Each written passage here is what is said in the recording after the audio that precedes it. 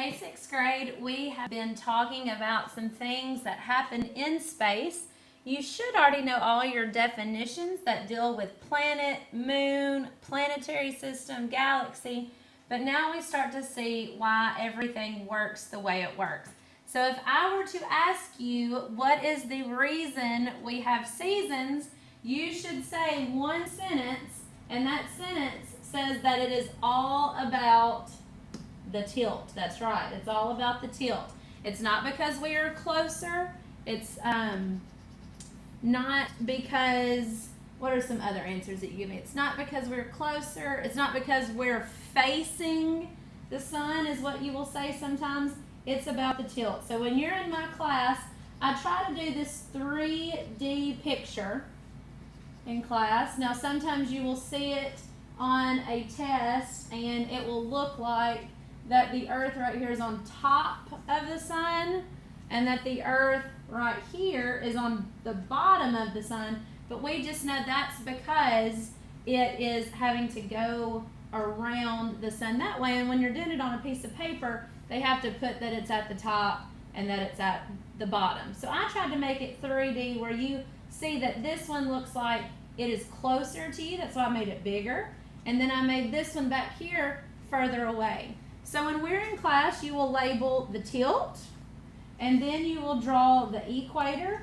And what I'm doing right now is I'm putting the northern and southern hemisphere, and you should know that the next thing I have you do is I have you circle the hemisphere that we live in. And I know that we live in the south, but we live in the northern hemisphere. We just live in the southern part of the United States and talk with an accent. But if you really live in the southern hemisphere, then you're going to be in South America or Australia or somewhere like that.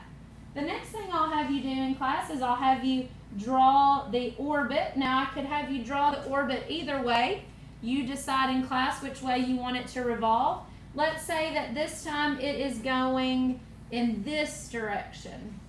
Okay?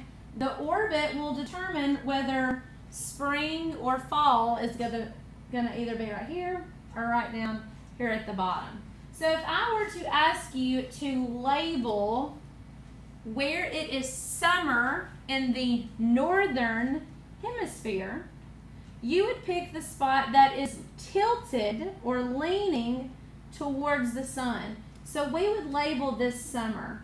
And what I asked you to do is to picture the sun as a campfire. Okay, because we know that a star gives off light and heat. And I want you to picture that this is me right here, and that I want the top part of me to get warmer. So what I would do is I would tilt towards it. Now you know if the top part of me is getting warm, then I said that we all have bottom parts of us. The bottom part of us would be getting cooler. It's the same way. If my back is now facing this fire or this thing that's giving off heat, and I tilt this way, the top part of me is getting cold and the bottom part of me is getting warmer. It's all about the tilt. So in the northern hemisphere here, it would be considered winter.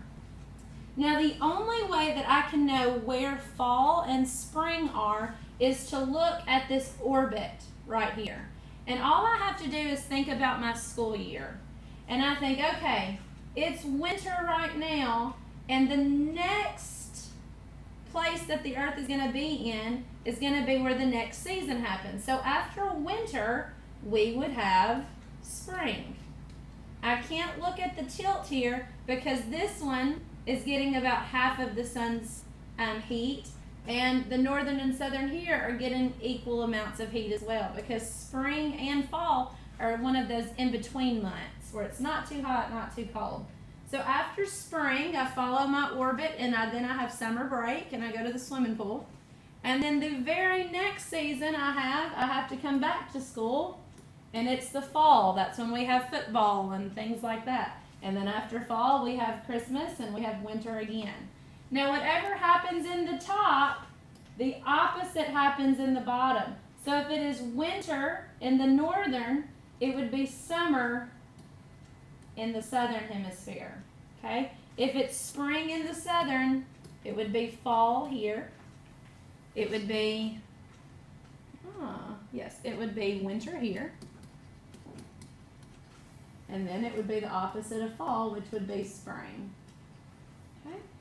Moving on to some newer information. We talked about, well, first of all, this is what you had on your paper, and we labeled the dates of the very first day of each of these seasons. And we mainly talk about the northern hemisphere because that's the one that we live in.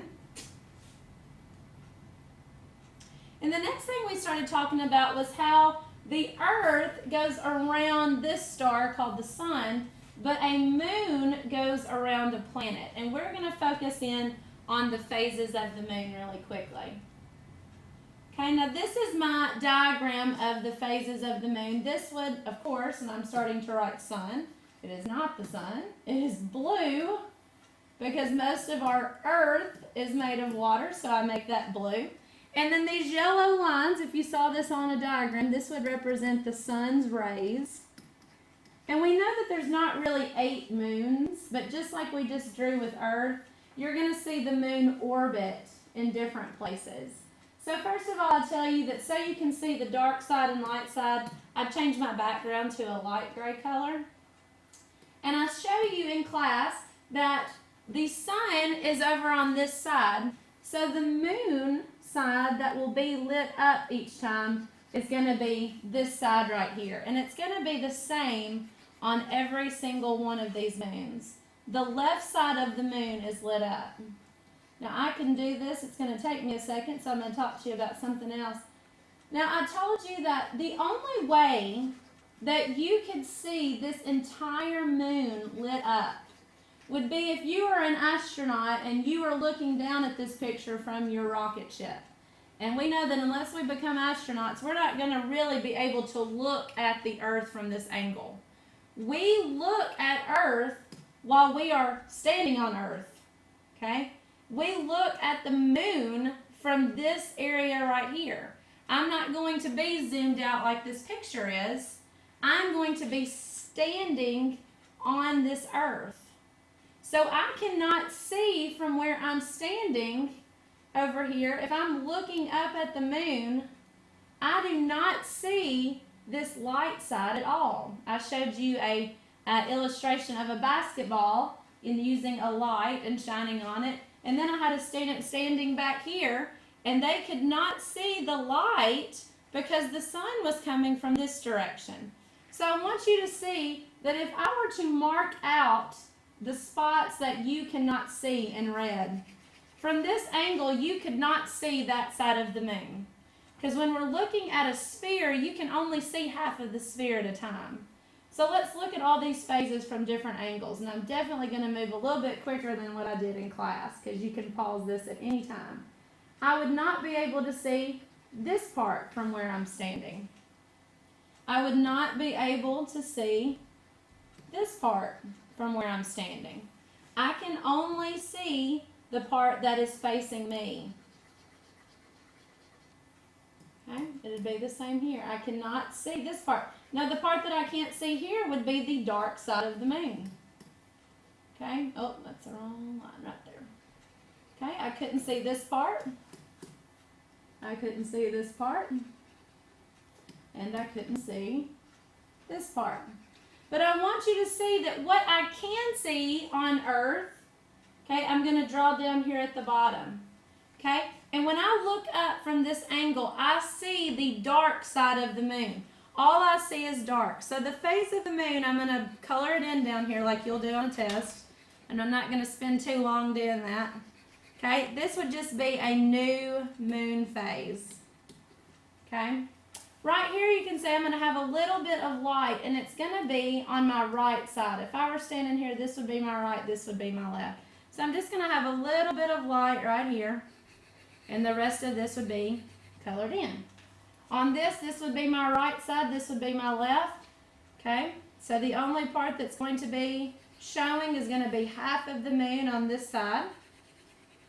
Okay, the only part that would be showing on this side, this would be considered my right side, this would be my left. It's going to be over half. Okay, and when I'm looking up from here, this would would be my right side, this would be my left, but you can see that the whole part of the moon is filled in. Now we already know what this one's called, and it is called a full moon. Where I'm standing on Earth and looking up at it, it looks like it is completely filled in.